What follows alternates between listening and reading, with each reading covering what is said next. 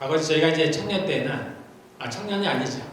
청년이 아니고 이제 한국에 있을 때 저희가 결혼하고 이제 한국에서 이제 생활하면은 이제 집회 같은데 이제 한국은 부흥회가 많았잖아요. 지금은 어떤지 모르겠습니다만 당시에 90년도에는 부흥회를 많이 했어요. 제가 청년 때에도 많이 다녔고요. 결혼하고 나서도 그런 집회들을 많이 갔었던 거예요. 이렇게 부흥회를 가면은 이제 예언의 말씀이라고 할까요? 그런 말씀들 이제 저희들한테 자주는 아니지만 가끔씩 저희들에 대해서 이제 얘기를 했는데, 그 중에 하나가 우리 성겸이한테 한 말씀인데, 제가 얘기를 했나 모르겠다. 그때 그분이 느닷없이, 정말 제가 잘 모르는 분인데, 느닷없이 성겸이가 음악 목사가 된다. 그래갖고 제가 그 당시에는 그렇게 이제 넘어갔어요. 그리고 내가 자라온 것을 보니까 도대체 얘가 신학할 것 같지는 않아요. 삶이. 그런데 어느 날 뭐 지금은 어떤지 모르겠습니다. 저한테 자기가 목사가 되고 싶다라는 얘기를 하더라고요. 그래서 제가 깜짝 놀랐어요. 신학교를 나중에, 지금은 아니지만 언젠가는 가겠다라는. 야, 그런가 보다. 그런데 어느 날 얘가 기타를 치더라고 집에서. 그래서 저는 이제 그때 일을 기억을 하니까 제가 말은 안 하지만 어떻게 되나 저도 이제 보고 있는 거예요. 어떻게 진행되고 정말 주님께서 하신 말씀인지 어떤 잘 몰라서 그래서 저도 지금도 보고 있습니다. 그래서 어떻게 돼가고 있나. 그래서 기타도 치길래 그전에는 안 그랬어요. 늘 게임만 하다가 어느 날 기타를 치고 하고 그러더라고요. 그래서 이게 어떻게 돼가나. 그래서 제가 이렇게 앞에서 친 건가 제가 개인적으로 아주 감개무량합니다. 자, 우리 마태복음 13장은 특별히 비유장이라 했어요. 비유장. 하나님께서 이 땅에 오셔서 우리에게 무엇을 말씀하시고자 원하셨냐면 하나님의 나라를 알려주시기를 원하셨어요. 하나님을 믿는 이스라엘 백성들조차도 죽음 이후에 무엇이 있는지를 몰랐습니다. 그래서 그 중에 어떤 파들은 보통 이제 그런 파를 사두개 파라고 하는데 거기에 속한 사람들은 하나님을 믿는데 죽음 이후에 아무것도 없다. 죽음 이후에 세계가 없다. 천사도 없고 귀신도 없고 하나님을 믿는데 그러나 그런 것들은 없다. 그래서 죽음 이후의 세계는 없다라고 믿는 사람들이 있었습니다. 그런 사람들을 사두개 파라고 해요. 이스라엘의 지도자들이에요. 그들이. 지도자의 역할을 하고 있는 사람들이 그들입니다. 그 다음에 바리새파라고, 성경에 바리새파가 많이 나오죠. 이 사람들은 성경학자들이에요. 그러니까 소위 여기서 뭐 서기관들 나오는데, 그러니까 이제 율법을 늘 이렇게 예전에는 필사 손으로 기록을 한단 말이에요. 그래서 그걸 밑들이 전해 내려오는데 그런 사람들이 성경을 이렇게 기록하다 보니까 성경을 잘 알아요. 그러니까 율법학자들, 율법 선생님들, 그런 사람들, 바리새인들, 그 다음에 그 중에서도 이제 바리새파라고 다른 사람들은 뭐냐면 율법을 아주 잘 따르려고 하는 사람, 상가분. 그러니까 아주 스트릭트하게, 엄격하게 그 율법을 따르는 사람들이 바리새파들인데 이 사람들은 죽음 이후의 세계를 믿었어요. 그러니까 천사도 있고 귀신도 있고 죽음 후에 죽음이 끝이 아니다. 자, 이 얘기는 뭐냐면 같은 하나님을 믿는 하나님의 택함을 받은 이스라엘 사람들조차도 유대인들조차도 각각이 달랐다는 거예요. 이 얘기는 뭐냐면 하나님께서 분명하게 말씀하지 않으셨다는 거예요. 그들이 성경을 갖고 있었죠. 구약 성경을 갖고 있었음에도 불구하고 죽음 이후에 무엇이 있는지를 하나님이 분명하게 밝히지 않으셨다는 거예요. 근데 이제 비로소 그렇게 하신 이유가 있겠죠. 때가 돼서, 때가 참에 하나님께서 자신의 아들을 예수님을 이 땅에 보내시면서 비로소 우리들에게 무엇을 알려주셨냐면은 심판을 알게 하셨습니다. 이사야 예언 나옵니다. 그가 이스라엘 사람들이 늘 기다리는 메시아죠. 그가 오면은 우리에게 그 백성들에게 심판을 알게 하신다라는 거죠. 히브리서에서 나온 대로 한 번 죽는 것은 사람에게 정해진 것이요 그 후에는 심판이 있어요. 그러니까 그 이전에는 뭐가 뭔지를 몰랐어요. 죽음 위에 무엇이 있는지 어떻게 되는지를 몰랐는데 비로소 이 땅에 이제 예수님이 오셔서 비로소 죽음 이후에 심판이 있다는 걸 알려줬습니다. 뿐만 아니고 심판으로 끝이 아니죠. 끝이 아니고 하나님의 나라가 있다는 걸 알려줬습니다. 이 땅에서의 삶이 끝이 아니라는 것, 우리의 죽음이 마지막이 아니라는 것을 비로소 알려주기 시작했습니다. 하나님의 나라가 있다. 그것이 진짜다라는 것. 우리가 지금 살고 있는 영원할 것 같은 이 땅은 이제 때가 차면은 없어질 것이다. 마치 두루마리라는 게 뭔지 알죠? 둥그렇게 말린 예전에 이제 문서들 이렇게 두루마리처럼 둥그렇게 말렸잖아요. 이렇게 말리듯이 우리가 영원할 것 같은 이 하늘이 마지막 때가 되면 두루마리가 말리듯이 말려지면서 없어질 것이다. 땅도 없어질 것이다. 그리고 새하늘과 새 땅, 하나님의 나라가 임할 것이다. 우리는 거기에서 영원히 살 것이다. 죄가 없는 사람들은 그곳에서 영원히 살 것이고, 죄가 있는 사람들, 정죄받은 사람들은 영원한 벌을 받게 될 것이다. 지옥에서. 비로소 예수님께서 이 땅에 오셔서 그것을 사람들에게 진실을, 실상을, 진리를 선포하기 시작했습니다. 그래서 하나님께서 우리에게 원하시는 건 뭐예요? 너희를 향한 나의 생각을 내가 아느니. 하나님께서 말씀하신 거죠. 이스라엘 백성들에게 뿐만 아니라 이 땅에 있는 모든 사람들에게 하시는 말씀입니다. 너희를 향한 나의 생각을 내가 아느니. 재앙이 아니라는 거예요. 평안이라는 거예요. 미래의 희망을 주는 거라는 거예요. 그분은 우리에게 희망을 주기를 원하시고, 평강을 주기를 원하시고, 우리를 구원해 주기를 원하십니다. 이 땅에 무슨 일이 있었다 그랬어요? 과거에? 예. 아담과 하와가 범죄함으로 말미암아서 쫓겨났다 그랬죠. 그래서 이 사단뿐만 아니라 아담과 하와를 유혹했던 이 사단뿐만 아니라 아담과 하와도 똑같이 범죄했기 때문에 그들은 벌을 받아야 됩니다. 그런데 하나님께서는 그 만드신 사람들을 너무나 사랑하셨기 때문에 자신의 신분을 만드는 과정이라 그랬죠. 그래서 그들을 사단과 함께 같이 멸하실 수가 없었습니다. 그래서 주님은 그 마귀를 향하여 사단에서 분노가 일으셨지만, 어마어마한 질투가 쏟아졌지만, 그러나 그분은 사랑으로 그것을 짓누르시고 참고 참으시고 우리를 구하시기 위해서. 그래서 주님께서 이제 때가 돼서 그 일을 이루러 이 땅에 오십니다. 그리고 오셨죠. 이미 십자가의 죽으심으로 이제 자신이 사랑하는 신부들은 구하고 자신의 원수가 되는 사단을 멸할 길을 만들어 놓으셨습니다. 그래서 십자가는 두 가지를 이루신 거예요. 하나님의 사랑과 하나님의 공의를 이룬 겁니다. 그래서 이제 아무것도 모르는 이 땅의 사람들은 그 영이 죽었기 때문에 아무것도 하지 못합니다. 단지 이 땅만 알아요. 물질의 세계만 압니다. 하나님도 모르고 하나님의 나라도 모르고 영의 세계에서는 전혀 무지한 사람들, 알 수가 없어요. 그 대표적인 얘기가 뭐라 그랬어요? 니고데모라 그랬어요. 수가상 여인이라 그랬어요. 니고데모는 이스라엘의 지도자, 유대인 지도자, 성경도 잘 아는 사람이다. 소위 똑똑한 사람이에요. 근데 그가 예수님께 와서 얘기를 하죠. 예수님이 행하시는 일들을, 기적들을 보니까 당신은 하나님께로부터 온 게 분명합니다. 예수님은 그가 무슨 말을 했든지 그것은 아랑곳하지 않으시고 하나님은 자신의 얘기를 합니다. 너가 거듭나지 않으면 하나님의 나라를 볼 수가 없어. 너가 스스로 똑똑하다고 생각할지 모르지만 너는 전혀 몰라. 하나님의 나라에 대해서 아무것도 몰라. 조금 모르는 게 아닙니다. 아무것도 모른다. 너가 다시 태어나야 돼. 다시 태어나지 않으면 그 나라를 알 수가 없어. 그렇게 똑똑한 니고데모가 한 말이 뭐예요? 그러면 제가 다시 엄마 뱃속에 들어갔다 나와야 되나요? 이 말도 안 되는, 정말로 유치한 이야기죠. 그러한 얘기를 하는 겁니다. 왜냐하면 그로서는 이 말을 이해할 수가 없어요. 하나님의 나라를 이해할 수가 없습니다.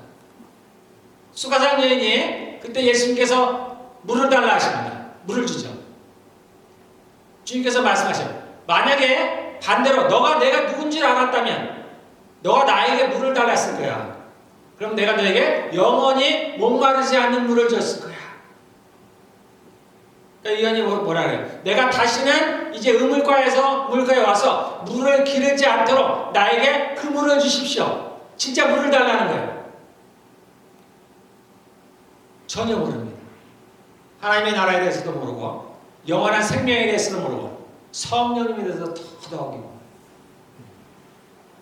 우리는 이제는 알 수가 있습니다. 그 모르는 뭐래요? 하나님 우리에게 주신 성령을 가르칩니다 그랬죠? 너희 배에서 생수가 흘러날 것이다. 그것이 하나님의 성령이라고 얘기했어요.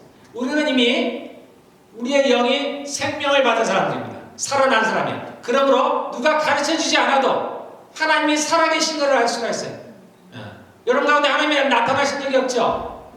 하나님이 여러분에게 직접 말씀하신 적도 없습니다. 그러함에도 불구하고 하나님이 살아계신 걸 압니다. 그것은 우리가 거듭났기 때문입니다. 예수님께서 니고데모에게 하신 말씀은 성령으로 거듭났기 때문에 우리의 죽었던 영이 살아났기 때문에 새 생명을 얻었다. 그래서 고린도서에 나온 대로 그리스도 안에 있으면 새로운 피조물이라 이전 것은 지나갔으니 보라 새 것이 되었다. 에베소서에 나온 대로 허물과 죄로 죽었던 너희를 살리셨도다. 미래에 살릴 것이 아니에요. 살리겠다는 게 이미 살렸다는 거예요. 허물과 죄로 죽었다는 거예요. 미래 죽을 것이 아니라는 겁니다. 이미 죽었다는 거예요. 세상 사람들은 살아있다고 하나 죽은 자라는 겁니다. 우리는 무엇이 변한지 모르는데 우리 볼 때는 다 똑같은 것 같은데 우리는 이제 산 자라는 얘기예요. 살았다는 얘기입니다. 그것은 영을 가리키는 영.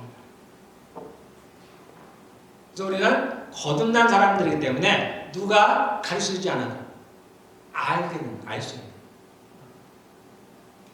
그래서 이제 이 예수님께서 오셔서 사람들에게 무엇을 알려주시겠냐면 이 땅에서 어떻게 하면 잘 살까? 이 땅에서 어떻게 하면 사람들이 원하는 것을 얻을 수 있을까? 이런 걸 가르치러 오신 게 아니에요. 이거는 잠깐 있다가 없어질 것들입니다. 이 땅의 삶이 무시하는 것도 아니에요. 이 땅에 살아가야 되죠. 우리가 매일같이 먹어야 됩니다. 그러나 더 중요한 게 있다. 이 땅은 나그네와 같은 인생이다. 제가 언젠가 말했죠. 이 땅은 뭐와 같아요? 법으로 치면 구치소와 같은 것이다. 진짜 재판을 받기 위해서 잠깐 머무르는 것이다. 그래서 우리가 죽음 후에 진짜 하나님 앞에서 재판을 받게 되면 그것에 무죄를 선고를 받으면 그는 우리의 고향, 우리의 고향이 어디예요? 우리는 하나님께로부터 왔기 때문에 그 천국이 우리의 고향이에요. 그래서 성경은 그 하나님의 나라를 우리의 본향, 본래의 고향이다 이렇게 얘기하는 거예요. 이 땅에서도 마찬가지죠. 죄를 지으면 구치소에 일단 가둬둡니다. 그곳에서 이제 재판 받을 동안 거기서 있어요. 그리고 이제 재판을 받아서 그곳에서 무죄 판결을 받으면 그 사람은 집으로 돌아가는 거예요. 거기서 유죄 판결을 받으면 길티가 되면은 그 사람은 감옥으로 가는 겁니다. 우리도 마찬가지예요. 이 땅에서 살다가 우리가 죽은 후에 하나님 앞에서 모두가 심판을 받습니다. 이때 우리가 무죄 판결을 받으면 죄 없다고 하면 우리는 우리의 영원한 고향인 천국으로 갑니다. 그러나 그곳에서 죄 있다 하면 벌을 받는 거예요. 감옥에 가는 거예요. 지옥이 다른 게 아니에요. 지하에 있는 감옥이라는 뜻입니다.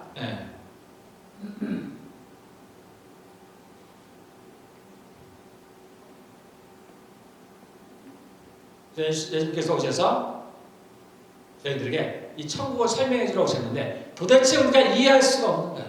사람들이 이해할 수가 없어요. 그래서 주님께서 뭐로 설명하셨냐면 늘 비유로 말씀하세요. 비유. 그래서 천국은 이와 같다. 천국은 이와 같다. 천국은 이와 같다. 주님께서 직설적으로 천국에 대해서 이야기를 하면 우리가 간혹 이 천국을 다녀오신 분들 이야기를 듣면 전혀 이 땅과는 다르죠. 전혀 다른 모습입니다. 그러니까 그것을 우리에게 직설적으로 얘기를 하면 우리가 받아들이기가 어려워. 그러니까 주님께서 우리가 알아들을 수 있도록 비유로 설명을 하십니다. 그래서 비유가 아니면 말씀을 안 하셨다 이런 표현도 씁니다. 자, 오늘은 그 중에서 뭐에 대하냐면 겨자씨와 누룩의 비유입니다. 겨자씨가 누룩. 하나님의 나라를 세명하기 위해서 주님께서 겨자씨와 누룩을 비유로 말씀하셨습니다. 두 가지가 비슷하면서도 약간은 다르다고 지난번에 제가 말씀을 드렸어요. 겨자씨는 이제 땅에 심는 걸 말하는 거죠. 누룩은 밀가루에 넣는 것, 섞는 걸 말하는데 이 하나님의 나라가 전파될 때, 하나님의 나라가 임할 때, 하나님의 말씀이 전파될 때, 하나님의 말씀이 우리에게 심겨질 때, 떨어질 때, 우리가 들을 때 어떤 일들이 벌어진다라는 것을 겨자씨와 누룩의 비유로 말씀하십니다. 그 중에서 겨자씨는 누구에 대한 비유냐면 나 자신에 대한 비유라고 했습니다. 하나님의 말씀이 내 안에 떨어질 때, 하나님의 나라가 나에게 임할 때, 또는 성령님이, 말씀은 하나님이십니다. 말씀은 하나님이십니다. 그래서 성령님이, 하나님의 말씀이 내게 임한다는 얘기는, 떨어진다는 얘기는 하나님의 성령이 내게 임한다는 얘기입니다.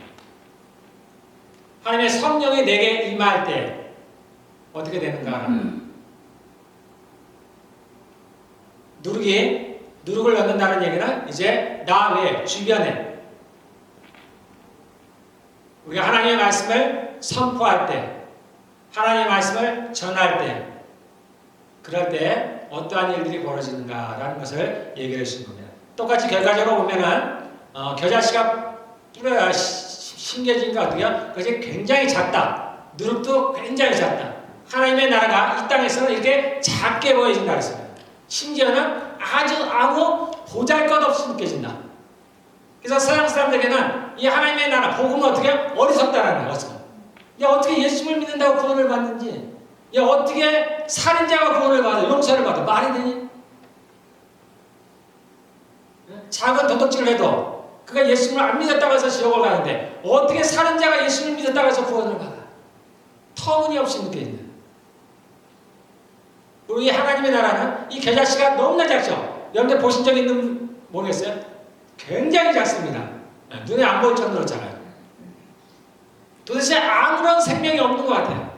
아무런 힘도 없는 것 같아요. 아니 이것이 어떻게 자라나서 나무가 되지? 모든 씨앗들이 그렇죠. 모든 씨앗들이 볼 때는 이것이 어떻게 사과나무가 될까? 이것이 어떻게 배나무가 될까? 우리로서는 상상하기가 어려운 겁니다. 하나님의 나라가, 이 복음이 이 땅에서는 그렇다는 겁니다. 하나님이 보시기에, 하나님이 세상 사람이 볼 때는 별거 아닌 것처럼 느껴지는 거예요. 그래서 하나님이 뭐라고 하셨다, 하나님이 어떻다 해도 별로 와닿지가 않아요.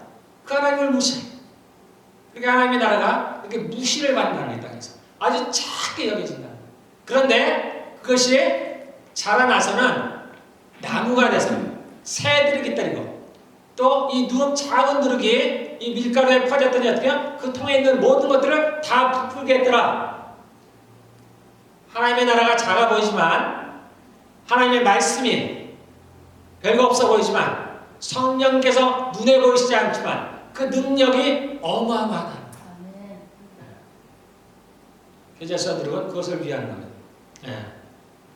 지난번에 우리가 겨자씨에 대해서 잠깐 나눴습니다. 그래서 겨자씨와 누룩은 무엇을 비유하느냐? 하나님의 나라. 자, 우리가 영어로는 Kingdom of God이라고 합니다. 하나님의 나라. 또는 다른 표현으로는 Kingdom of Heaven. 하늘나라. 소위 하늘나라. 그래서 겨자씨와 이 누룩은 하나님의 나라, 하늘나라를 가리킵니다. 또한 그것은 우리가 아는 대로 하나님의 말씀을 가리킵니다. 그리고 그것은 직접적으로 하나님을 가리킵니다.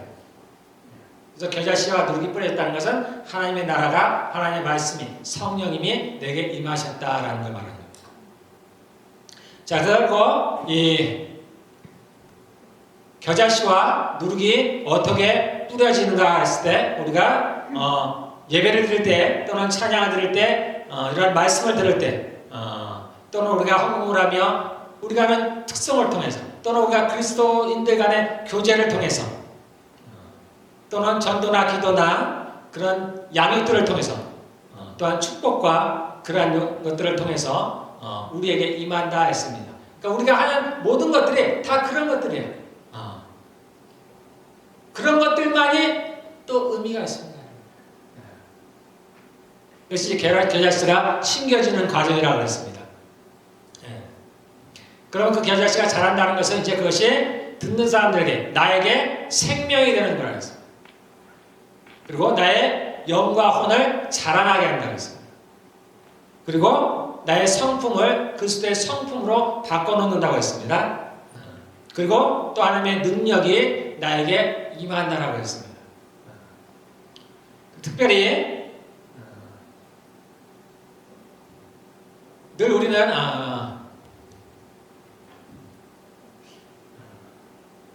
제가 이제 자주 말씀을 드립니다. 저도 전에는 몰랐던 것들이에요. 그냥 내가 예수를 믿으면 믿는구나 라고만 생각을 했습니다. 아주 깊게 생각해보지 않아요. 왜냐하면 잘 모르니까. 생각해도 잘 모르니까. 이제 하나님께서 제게 이런 것들을 좀 자세하게, 정말 하나님께서 말씀하신 대로 내가 자세하게, 구체적으로, 분명하게 그래야지 설명을 제가 해주시네요. 그래서 하나님께서 이 땅에서 무엇을 하실까? 무슨 일을 하고 계실까? 그래서 하나님 이 땅에서 무엇이냐면 자신의 자녀들을 만드는 일을 하고 계십니다. 그래서 이 땅은 여인의 뱃속과 같다 하겠습니다. 그래서 이 안에서 이 지구라는 땅에서 하나님은 자신의 자녀들 그리고 그리스도의 신부를 창조하는 과정이라고 했습니다. 그래서 이게 새로운 창조예요. 새 창조. 한번 창조가 일어났죠. 언제 일어나냐면 아담 때 창조가 한번 일어났어요. 그리고 이제 그리스도가 오셔서 부활하시면서 첫 열매가 있어요. 첫 열매. 새로운 창조의 첫 열매. 예전 창조의 첫 열매는 뭐야? 아담이잖아요. 그래서 예수님을 뭐라고 하냐면 제2의 아담이다 이렇게 얘기하는 겁니다. 예수님이 오셔서 부활하심으로 새로운 부활자, 새로운 창조가 시작이 되는 겁니다. 그래서 주님 이 땅에서 우리 안에서 우리를 이 땅에서 그래서 이제 작은 것 같다 그랬습니다. 하나님께서 이곳에서 하나님의 자녀를 이제 그 영원하신 그 크신 하나님의 나라를 함께 다스릴 자신의 가족들을 지금 이곳에서 만들고 계시다고 했습니다. 하나님께서 이 땅에서 하시는 일이 지금. 그래서 우리를 만드는데 천사들처럼 만들 수가 없어요. 그거보다 낫게 만들어야 되는 거예요. 그래서 우리는 특별히 누구예요? 하나님의 가족을 지금 만드시고 있습니다. 그러다 보니까 어떻게 만들어요? 이건 실제적인 얘기예요. 실제적인 얘기. 그래서 우리를 만들어냈는데 실패했다. 그러면 안 되잖아요. 잘못 만들어놨네. 우리가 정말 사단처럼 마귀처럼 하나님을 배반한다더라. 우리가 더 큰 능력을 갖겠죠. 사단보다 우리가 더 큰 능력을 갖고 있을 겁니다. 근데 배반한다. 큰일 나잖아요. 그러니까 하나님이 이렇게 만들 수가 없는 거예요. 그래서 아주 정성껏 정말 하나님께서 얼마나 최선을 다하시는지 모릅니다. 우리 한 사람 한 사람을 그렇게 만드셔요. 그래서 누구를 닮게 만드시냐? 예수님. 그래서 하나님이 하시는 것의 중점은 뭐예요? 성품을 만드는 거예요. 어떤 능력이 아니에요. 우리는 하나님의 일을 한다든가 어떤 하나님을 생각하면 능력적인 걸 말이에요. 뭔가 일을 하는 거. 내가 주님의 일을 뭘 할까? 누군가 주님의 일을 잘하는 거. 일에 일에 초점을 맞춥니다. 내가 어떻게 하면 살아가면서 주님의 일을 잘할까? 열심히 할까? 이게 나쁘다는 얘기는 아닙니다. 그러나 초점이 하나님은 어디에 있냐면 우리의 모습이에요. 우리가 얼마나 그리스도의 형상을 닮았느냐, 얼마나 예수님의 모습을 갖추었느냐라는 겁니다. 하나님께서 우리에게 특별히 우리 안에 새로운 영을 만드시면서 살려주시면서 그 영에 뭐와 함께 하셨어요? 성령님이 함께 하셨어요. 성령. 그러니까 능력은 성령님께부터 무한하게 오는 거예요. 우리가 뭘 노력해서 얻어지는 것들이 아닙니다. 이건 성령님부터 오는 거예요. 우리가 갖춰야 될 것들이 있습니다. 뭐냐면 우리의 모습이 그리스도의 모습으로 변화돼요. 그래서 이 땅에서는 통치하는 자가 권력 있는 사람이 어떻게 해요? 다른 사람 위에 군림을 하죠. 다른 사람을 다스립니다. 다스리는 방법이 어떻게 해요? 힘으로 다스려요. 능력으로 여러 가지. 그래서 다른 사람들을 억압하고 자신의 밑에 두고. 그런데 하나님의 나라는 그렇지 않습니다. 하나님의 나라에서는 여기가 뭐라 그래요? 너희가 가장 작은 자가 하늘나라에서는 가장 큰 자다. 이게 비유가 아니에요, 여러분들. 그냥 예수님이 하는 얘기 아닙니다. 그 땅은 그런 곳이에요. 이 땅의 통치자들이 그 나라에 가면 가장 낮은 자가 되는 거예요. 그 나라는 그런 곳입니다. 그래서 너희가 어디 나라에 가서 되는 거야. 그 나라. 너희가 꼴찌가 돼야 돼, 이 땅에서. 그 나라에서 첫째가 되려면 이 땅에서 꼴찌가 된다. 예수님께서 보내보셨잖아요. 그 제자들. 예수님이 누구예요? 하나님이시죠. 천지를 지으시죠. 아까 우리 찬양했죠? 하늘의 별들의 수를 세시는 거예요. 별들의 숫자인가요? 누구도 모르죠? 누가 알겠어요? 근데 어떤 과학자가 그래요. 이 은하계에 별들이 1000억 개가 있다. 1000억 개. 그 은하계와 같은 갤럭시, 그런 것이 이 우주에 1000억 개가 있다. 그러면 100조예요, 100조. 우리가 상상할 수 없는 그 별들의 수를 세시는 하나님. 그리고 그 별들의 이름을 주시는 하나님. 그 어마어마한 하나님. 우리 몸이 2조, 아니 3조에서 한 5조 정도 되는 세포로 만들어졌다 그러죠. 이거 누가 셀 수 있어요? 못 셉니다. 하나님이시니까 대충 그 숫자다라고 얘기해 주신 거예요. 그것을 만드시는 하나님. 그 어마어마한 하나님께서 그 사람들 앞에 무릎을 꿇잖아요. 그리고 그들의 발을 씻어줍니다. 하나님께서 어떻게 예수님이다. 본을 보여주신 게 그냥 가장을 하신 거예요? 겸손한 자 가장하신 게 아니잖아요. 그분은 그런 성품을 하신 거예요. 나는 마음이 온유하고 겸손하니. 주님이 그런 분이십니다. 그 모습을 닮은 사람이 천국에 가면 소위 큰 자가 되는 거예요. 그래서 천국에서는 다스리는 자가 어떤 자가 돼요? 다른 사람을 섬기는 자가 돼요. 그런 모습을 이 땅에서 하나님께서 저희들을 만드십니다. 근데 우리 육신은 그것을 도대체 수용하지 못하죠. 반대를 합니다. 그러니까 어떻게 육신은 죽어야 되는 거예요. 말이죠. 그래서 육신은 구원을, 우리 혼은 구원을 받아야 돼요. 주님께서 이 땅에서 여러분에게 이 일을 하고 계세요. 저에게 이 일을 하고 계십니다. 아주 매일같이, 아주 순간 순간.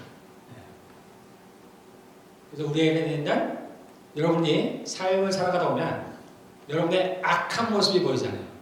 계속해서 보이죠. 그걸 보여주시는 거예요. 드러내시는 거예요. 드러내시는 거예요. 우리 안에 그 악함을 드러내십니다.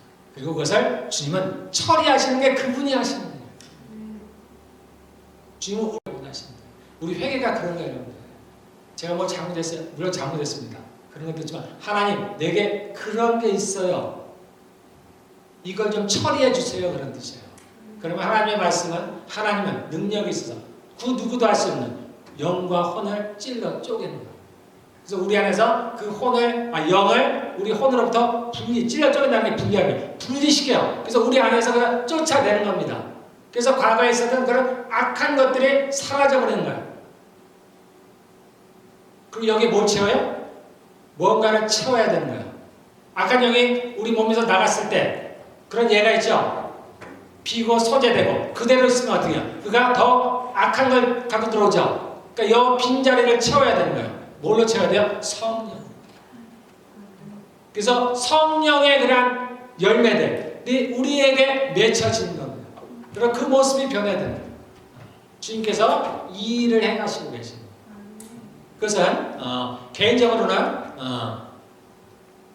내가 나를 회개함으로써 또는 우리가 하나님의 말씀이 나도 모르는 사이에 그 일들을 행하십니다. 성령께서 우리 안에 충만히 임한 성령님께서 나도 모르는 가운데 그런 일들을 행하셔요. 또 이제 제가 하나 여러분에게 알려드리는 것은 이제 자녀들을 키우는 사람들 특별히 특히 어릴 때부터 하면은 좋은데 우리 아이들이 우리 제가 일회가 있으니까 최근에 왔어요. 근데 전에는 없던 현상들이 많았어요. 아그서 소리를 지르고. 그런데 보통 이걸 다 당연스럽게 받아들입니다. 이게 왜 당연스러워요? 자연스럽지 않은 거예요. 누가 하면 악한 게 한 거야. 언젠지 뭔지는 모르지만 악한 게 들어온 거예요. 그래서 악한 행동이 나오는 거예요. 어린애지만 악한 행동이 나오는 거예요. 그래서 마치 이게 어린아이들이 자라가는 과정 중에 하나라고 받아들이는 거예요. 그럼 그 애는 그대로 평생 그걸 갖고 살아가는 겁니다. 그 악한 걸 가지고. 그렇지 않죠. 쫓아내요. 부모가 그 일을 해줘야 돼요.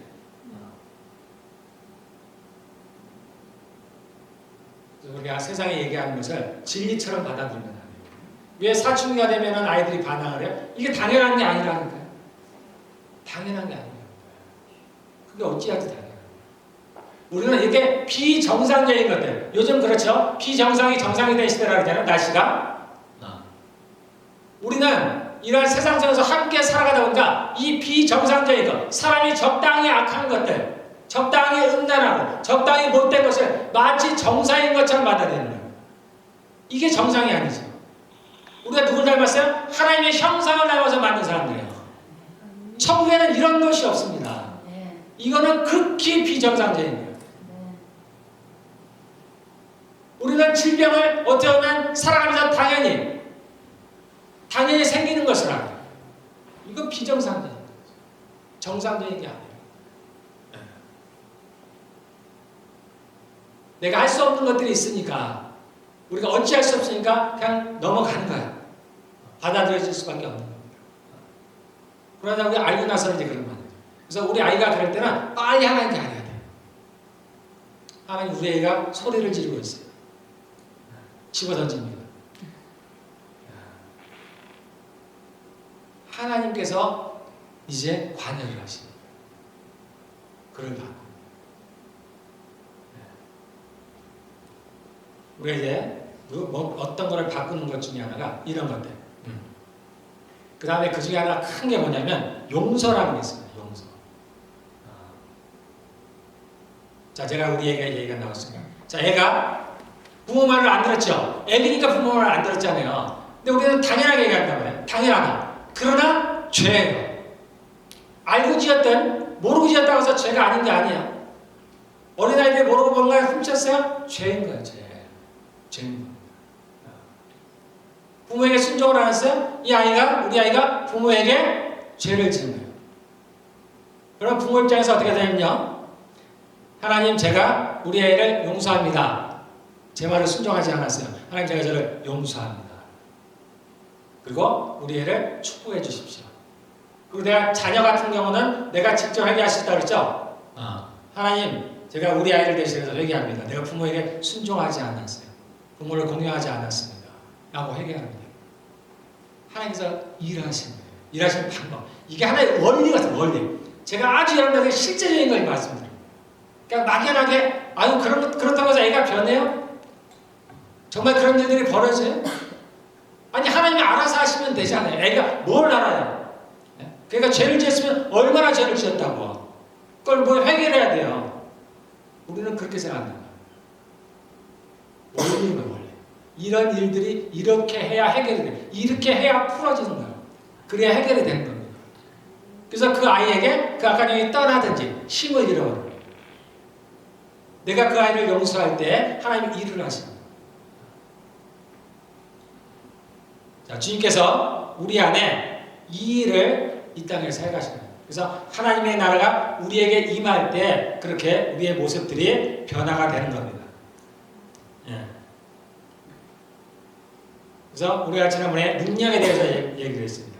하나님의 나라가 내게 임할 때, 하나님의 말씀이 내게 임할 때 우리에게 능력이 주어진다고 했습니다. 자, 능력 그러면 우리가 다른 거 많이 생각하기 쉬운데 이제는 우리의 생각을 바꿔야 됩니다. 개념을 바꿔야 돼요. 그래서 첫째 무슨 능력이라고 했어요? 죄를 일으키는 능력이 있어요. 이 땅이 이토록 망가진 거는,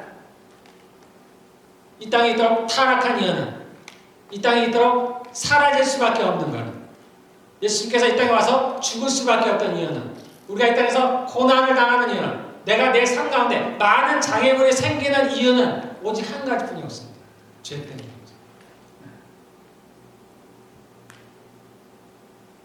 그래서 성경은 뭐라고 하냐면 죄와 싸우되 어떻게 하라고요? 피 흘리기까지 죽도록 싸우라는 거죠. 우리에게 이러한 죄와 싸울 아무런 마음이 생기지 않는다. 의사도 없다. 그 얘기는 뭐라 했어요? 나에게 아무 능력이 없다. 나는 죄의 포로가 됐기 때문에 그와 싸울 엄두도 못 낸다. 나의 영이 자란다는 얘기는 내가 힘이 세진다는 얘기가 같은 얘기입니다. 그러면 점차 싸울 능력들이 생겨요. 내가 전에는 큰절한 동영상들을 봤는데 전에는 전혀 마음이 없어. 왜 해야 되는지는 모르고 왜 이걸 끝내야 되는지 그런지도 몰라요. 그러다 이제 조금씩 내가 하나님의 말씀을 듣다 보면 주변에서 얘기를 듣다면 진리의 말씀을 듣다 보면 아 이런 것들이 안 좋구나 죄로구나. 그런데 끊을 수가 없어. 알아도 못 끊는 거야. 알아도 못 끊습니다. 그러나 이제 내가 조금씩 자라다 보면 내 영이 자라면 언젠가는 이제 또 싸울 힘이 생겨요. 내가 2번 볼 거 한 번 보고 이틀 볼 거 한 번 보고 점점 줄어나가요. 그러다 내가 정말로 강해지면 이제 진짜 안 보이는 또는 심지어는 내가 볼지라도 내게 아무런 영향을 못 미치죠. 하나님이 우리의 벌거벗은 모습을 봤다 해서 하나님이 다르게 생각해요? 안 그래요. 똑같습니다.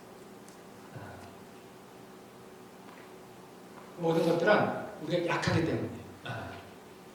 어쨌든 하나님의 나라가 하나님의 말씀이 우리한테 심겨지면 우리가 죄를 이길 수 있는 능력이 생깁니다. 그래서 죄를 이긴다는 얘기는 죄를 짓지 않는다는 얘기예요. 죄 싸워서 이긴다는 거예요. 죄는 인격체라고 해서 실제예요. 인격체입니다. 싸우는 거예요. 그러면 우리 삶에 어떤 변화들이 일어나느냐? 우리가 궁금한 건 그거죠. 그런데 어찌 됐는데?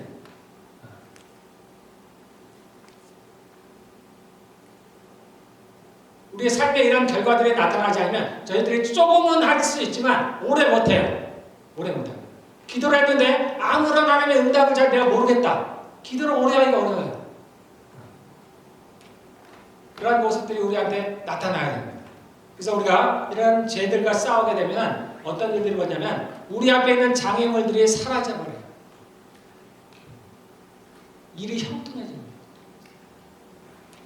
그런데 왜 이게 우리가 잘 모르냐면 이 형통하다는 게 장애물이 없는 게 원래 정상적인 거예요. 비정상적인 건 뭐예요? 많은 일들이 생기는 거예요. 어려운 일들이. 병이 오고 일이 잘 풀리지 않고 사람들의 관계가 안 좋아지고 이런 것들이 비정상적인 것들이에요. 하나님 나라에서는 이런 것들이 비정상적이에요. 우리는 하나님의 형상을조차도 만들었죠. 이 모든 것은 결국은 다 하나님께 속했습니다. 그래서 이렇게 장애물이 없고 형통하고 평안한 것이 원래 정상적인 거예요.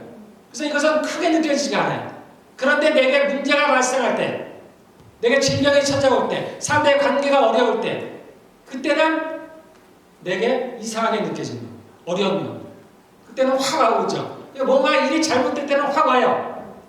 근데 일이 잘 될 때는 잘 몰라요. 원래 이런가 보다. 그래서 우리가 이렇게 일들이 형통할 때는 그냥 넘어가요. 근데 실제로는 많은 장애물들이 사라져버린 거예요. 우리가 하나님 안에 있음으로 말미암아서 우리의 삶에 많은 어려움들이 실제로는 사라져버린 거예요. 하지만 우리가 그것을 못 볼 뿐입니다.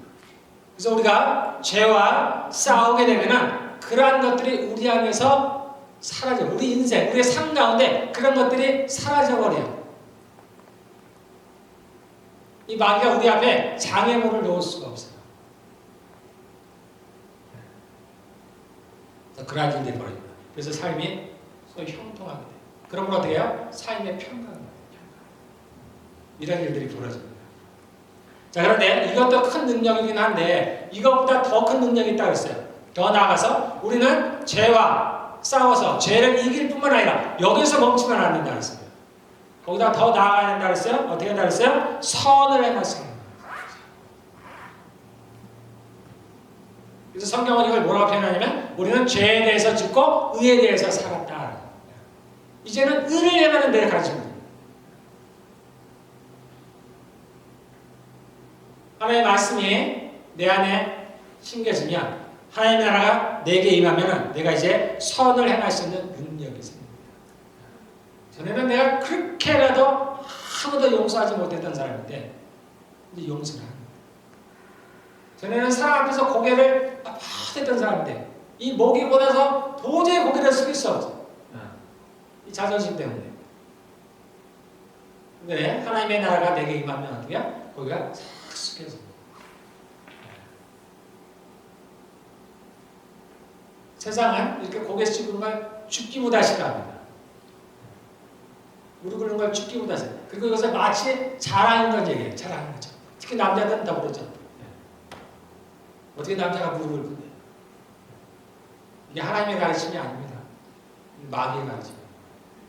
우리는 예수님이 어떻게 해요? 무릎을 꿇었죠, 제자들에게? 무릎을 꿇었습니다. 우리가 무릎을 꿇을 줄 알아요. 고개를 숙여. 누군가 나를 지적하면 속에서 막 올라오죠. 못 받아들입니다. 그러니까 내가 예라고 대답했어요. 네, 알겠습니다. 그게 이기는 거예요. 우리가 이 영적인 전쟁이 뭐 우리가 생각하던 막 대단한 그런 거냐.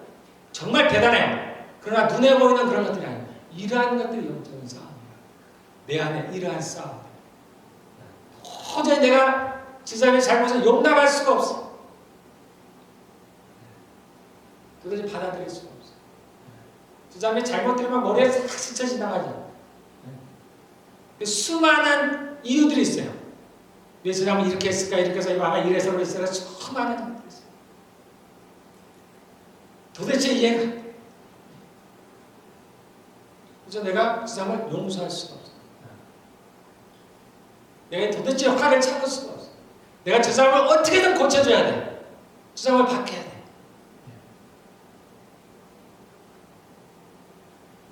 내게 하나님의 나라가 임하면 마음이 바뀝니다.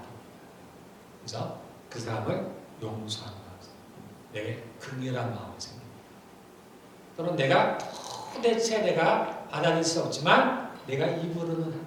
하나님, 내가 저를 용서합니다. 내가 끌려 이를 갈아도 하나님께 그러죠. 하나님, 그래서 내가 저를 용서. 이게 우리가 영적인 싸움이라는 거예요. 이게 이기는 거예요. 그럼 여러분들 정말 편해요. 언제 그랬냐는 듯이 내 마음도 싹 바뀝니다. 그런 것들 여러분들 체험을 하시는 거예요. 네. 그래서 성경에 뭐라 그래요? 원수는 어디에 있다고요? 가족 안에. 내가 내 남편을 도저히 용서를 못하겠어. 내가 저 사람 때 어떻게 설명을 해? 내가 저렇게 능력 없는 사람을 어떻게 공경을 해? 남편도 마찬가지. 내 아내를 어떻게 그렇게 사랑하며 존귀하게 여길 수가 있어. 이게 도저히 안 돼. 우리 형제들 있는 사람들 그렇죠?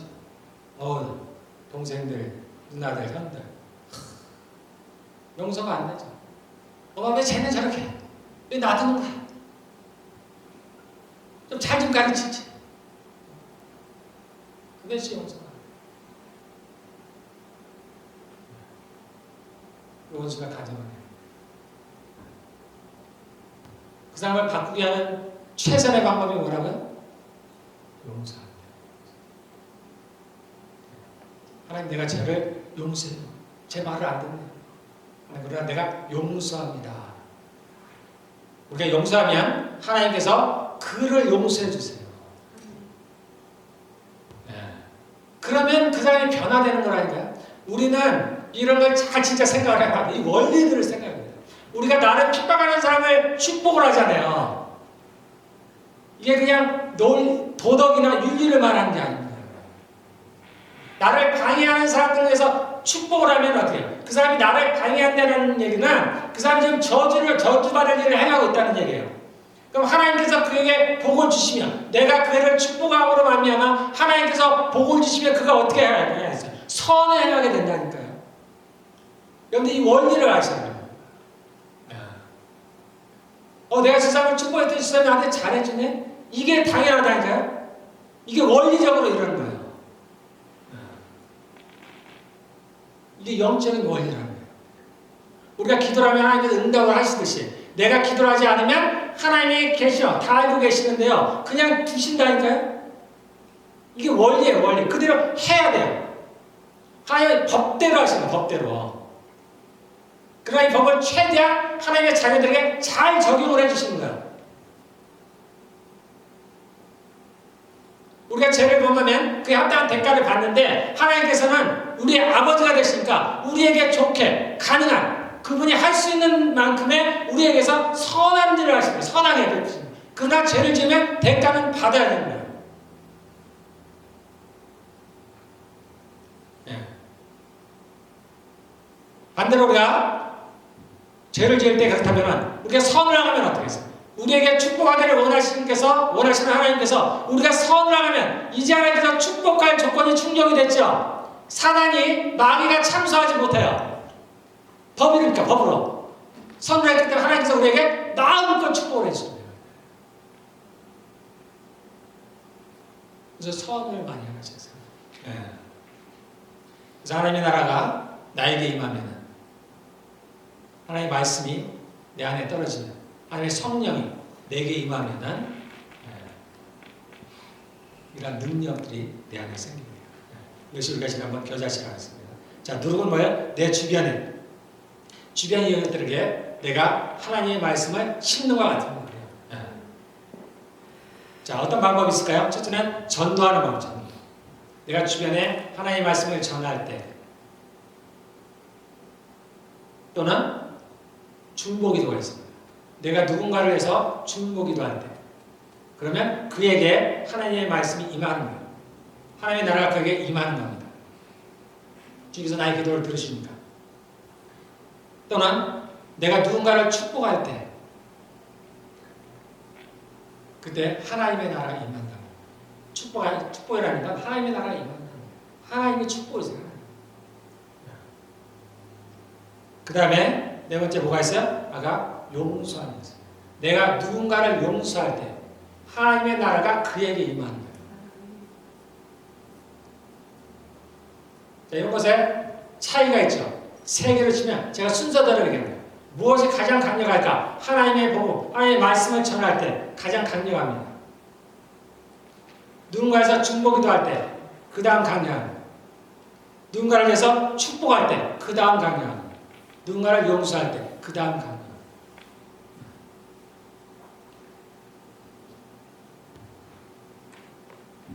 네, 그럴 때 하나님의 나라가 임한 그 누군가에게 생명이 살아납니다.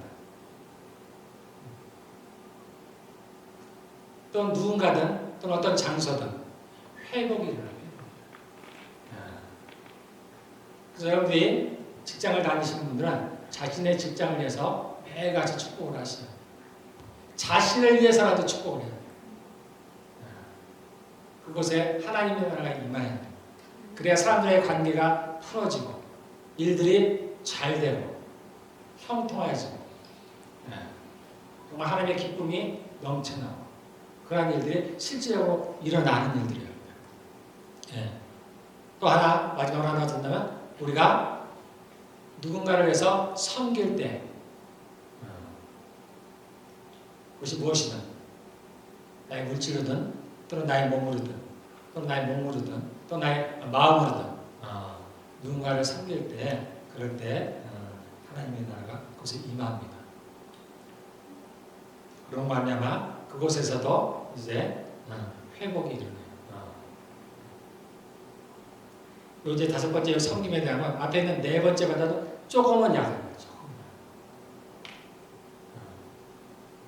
그러니까 이 앞에 나온 네 가지 전도를 하며 중보기도를 하며 축복을 하며 용서하는 것 이것이 바로 사람들에게 내 주변 이웃들에게 하나님의 나라를 전파하는 것입니다. 그곳에 하나님의 나라가 임하는 거예요. 이곳에 여러분들 힘쓰시기를 바라겠습니다. 그것이 작아 보일지라도 그 나무가 자라서 새들이 깃들이죠.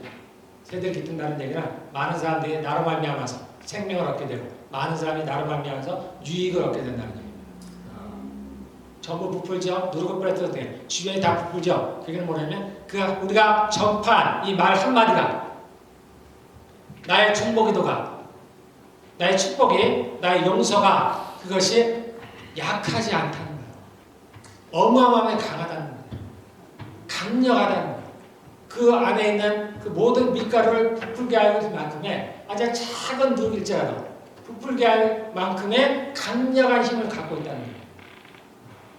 그러니까 하나님의 나라는, 하나님의 말씀은 강력하다는 거예요. 이것을 하나님께서 우리에게 주셨어요. 성경에 그 말씀이 나오죠. 내가 너에게 다윗의 열쇠를 줬으니, 다윗의 열쇠. 우리의 기도가, 우리가 전파하는 말씀이, 우리가 하는 축복이, 우리가 하는 용서들이, 우리가 하는 성경들이 다윗의 열쇠와 같은 거예요. 그래서 하늘의 보화를 여는 겁니다. 베드로에게만 주어진 거 아니에요. 우리 모두에게, 믿는 모든 사람에게 주어진 거죠. 네. 여러분은 그것을 소유하고 있어요. 이것을 어떻게 되겠어요? 사용을 하셔야지. 마지막 날에 주님이 그러시지 않겠어요? 너 이 땅에서 너 사용했니? 아니요, 내가 다른 묻어두고 왔습니다. 어떻게 한다고 했어요? 간신히 보는 거예요. 자기만 간신히 보는 거예요. 어디 성경에는 정확히 내가 모르겠네. 바깥 어두운데 내 뜻으로 말도 있었네. 그러니까 우리가 묻어두면 안 돼요. 하나님께서 우리에게 주셨습니다. 그 열쇠를 주셨어요. 사용을 하셔야 됩니다. 그래서 내가 작든 많든 주님, 내가 그래서 이만큼 얻었습니다. 이만큼 장사해서 남았습니다. 하나님께 보여줄 게 있어요. 그래서 우리가 아는 모든 것들, 아까 얘기한 전도든 축복이든 축복이든 용서든 섬기든 이 모든 것들을 주님은 계수하십니다. 계수하십니다. 그날에 내가 너의 행한 대로 갚아줍니다. 여러분들 평생을 이렇게 살아가시기를 바라겠습니다. 특별히 우리 젊은 사람들, 내가 무엇을 어떻게 살아갈지 모를 때 이런 기본을 바탕으로서 내가 직업을 찾든지 장래 꿈을 꾸든지 모든 것들 내가 이 일을 위해서 하고 이런 것들이 소위 하나님의 나라와 이 일을 먼저 구하는 삶이에요. 오늘 기도하겠습니다.